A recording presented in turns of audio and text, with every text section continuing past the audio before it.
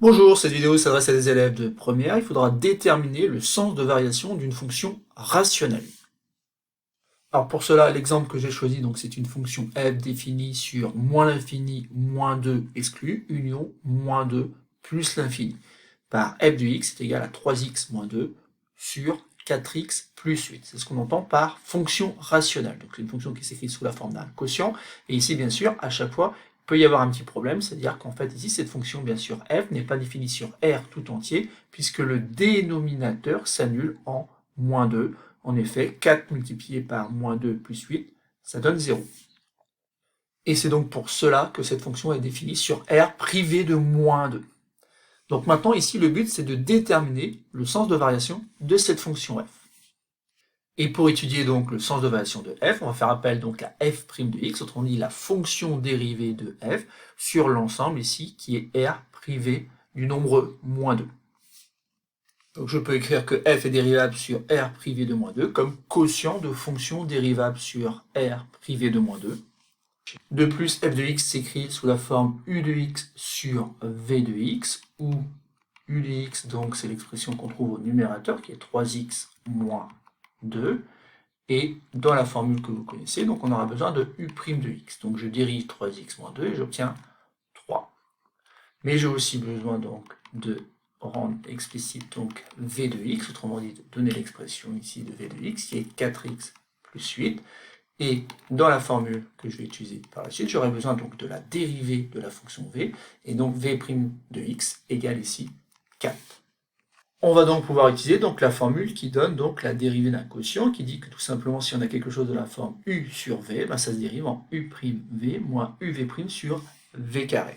Donc ça veut dire que ici, la fonction f se dérive donc, et on tient donc f' de x qui est égal donc à u'v, donc 3 multiplié par 4x plus 8, moins uv'.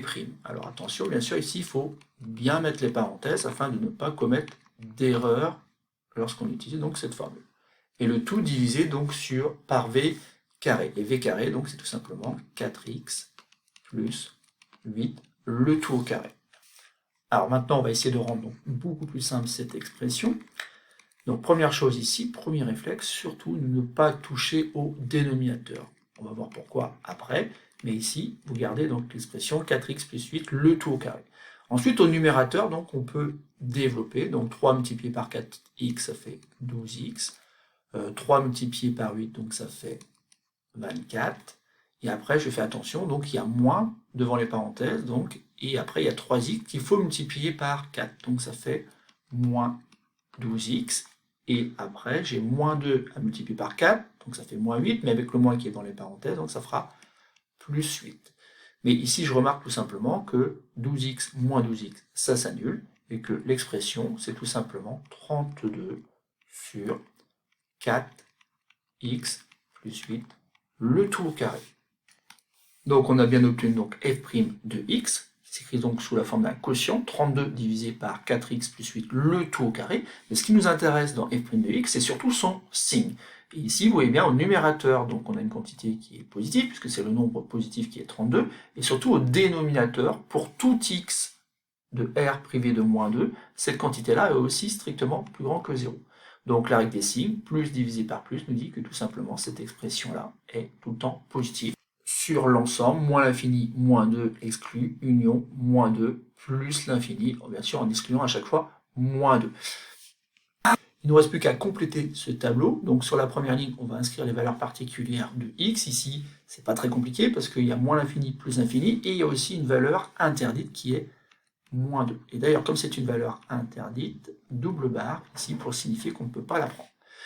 Et hormis cela, eh ben on a prouvé que finalement, sur chacun des intervalles moins l'infini, moins 2, ou sur l'intervalle donc moins 2 plus l'infini, eh ben la dérivée était positive. Donc la dérivée est positive, c'est-à-dire qu'on a une fonction qui est croissante sur l'intervalle moins l'infini, moins 2 exclu, et qui est à nouveau croissante sur l'intervalle moins 2 exclu, plus l'infini. Ça y est, donc on a déterminé donc, le sens de variation de la fonction f. Maintenant, il est toujours intéressant de vérifier ces résultats donc à l'aide de la calculatrice. Et donc dans le menu graphique d'une calculatrice, lorsque vous avez tapé donc l'expression de f de x, vous demandez donc la courbe représentative.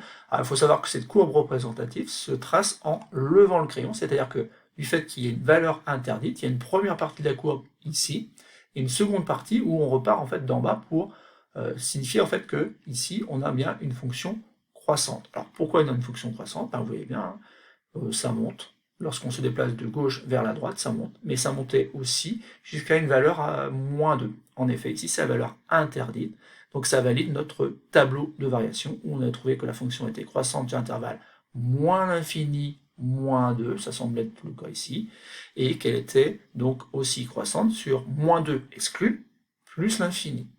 Voilà, c'est tout pour cette petite vidéo.